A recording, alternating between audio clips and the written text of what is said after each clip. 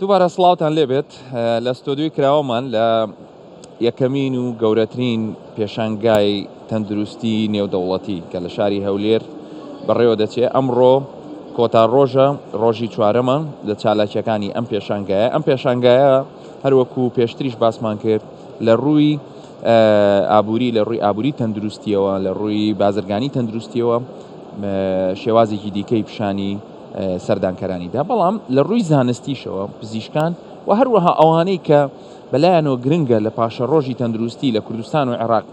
شتی تازەیان گوێ لێبێ لە سەردانکردنی ئێرە بێگومان ئەو زانیاریانیان وەرگرتووە. وێ ئەمڕۆ ئێمە زۆر پێمان خۆشە کە لەم دیدارە لەگەڵ بەڕێز دکتۆر سەلمان ڕەواف کە ئەو خۆی مامۆستای تەندروستی گشتیە لە زانکۆی ئیمپریال کۆلێج لە شاری لەندەن، لە هەمان کاتیشدا سەرۆکی یەکێتی هەموو کۆلێژە پزیشکیەکانە لە جیهان کە بە خۆشحاڵیەوە میوانی ئێمە لە ستۆدیۆم. ئەڵڵا بخێر دکتۆر عەزیز. خێر بێت، زۆر سپاس بۆ میوانداری. من خۆشحاڵ بووم دکتۆر دەمەوێت ئەمەوە بپرسم بەپێی پسپۆڕیەکەت ئامانجم ئەوەیە پرسیار بکەم لە نێوان هاوڵاتی و سیستەمی تەندروستیدا شتێک هەیە چ لە ڕۆی کارتی تایبەت یاخود کارتی حکومیدا ئێمە چۆن دەتوانین بۆ نەخۆش ئەوە بگەڕینەوە کە متمانەی بە کارتی تەندروستی تایبەت و حکومی هەبێت. زۆر سپاس بۆ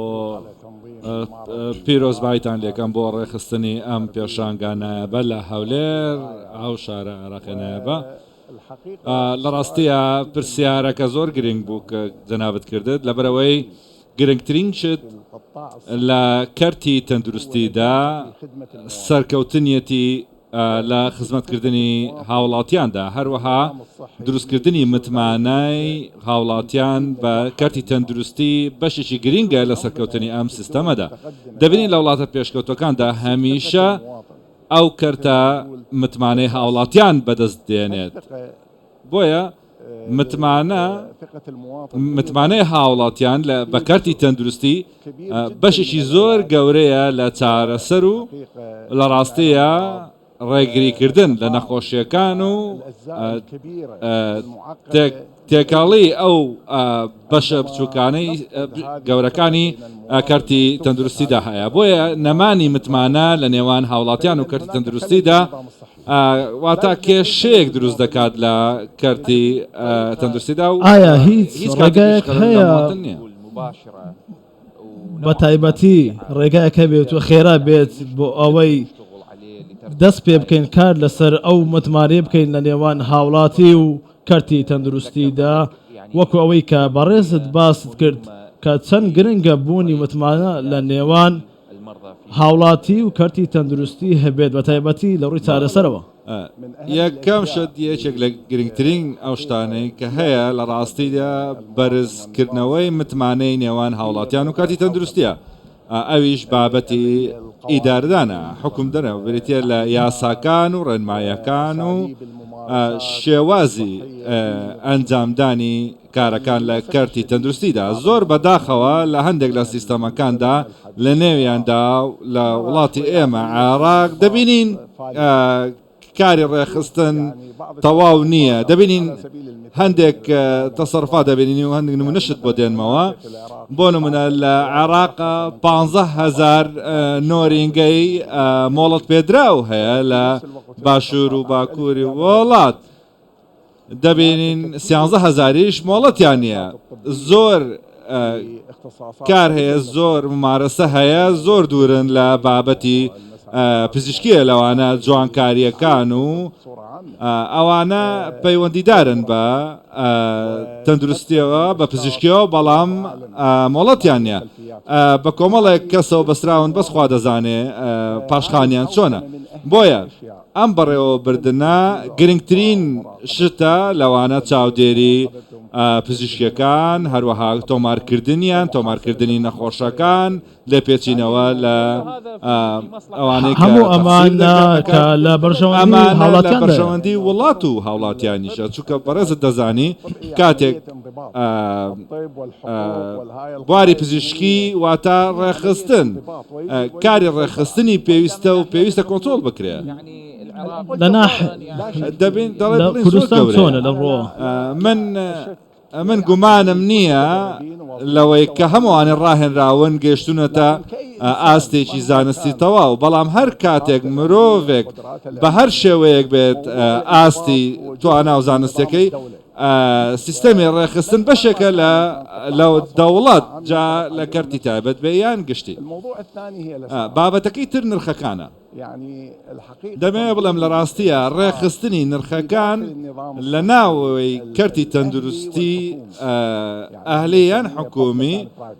پێوترێ پابلیک و پرایڤێت دەبێ بە شێوەیەک بێت یەکسان بێ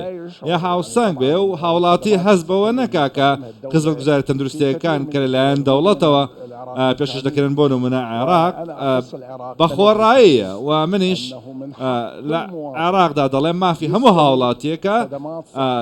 خزمەتگوزاری تەندروستی تەواوی پێبگات لەلایەن دەوڵەتەوە چونکە ئەمە یەکێکە لە سەرچاوانەی لەو ڕێگایانەی سەرۆتی وڵات دابەژەکە بە سەڵاوەتیادا و ئەمەش بۆ هەمووانە کاتێک باسی کۆمەڵگا دەکەین دەبێ یەکسان و هاوسەنگ و گونجابن دەبێ هەمان بەیەکەوە بەشداری لە سەرۆتی وڵات بکەن لە باکوورتا باشتر بۆیە ئیمڕۆ جیاوازی نێوان نرخەکان و هەروەها نەبوونی زانیاری لەلایەن هاوڵاتیانەوە هەروەکو بەڕێزت دەزانی 2% دانیشتوانی ڕۆژهەڵاتی ناوەڕاست لە نێویاندا 19 وڵاتی عەرەبی کێشەی داراییان بۆ دروست دەبێت لە دەرەنجامی دەستوەردانی پزیشکیدا بۆ نمونە لە نەشتەرگەری دڵ و چاندن و ئەوانەی کە پەیوەندیان بە مێشکەوە هەیە بۆیە دەبێ ڕێگە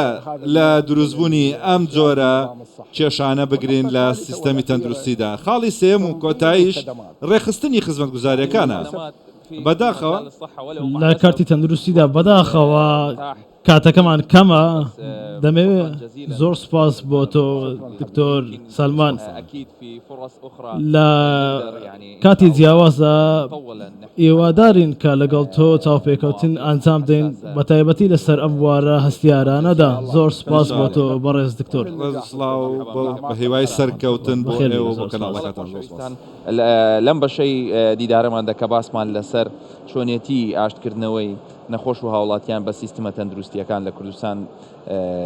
بە شێوەیەکی تایبەت و هەروەها لە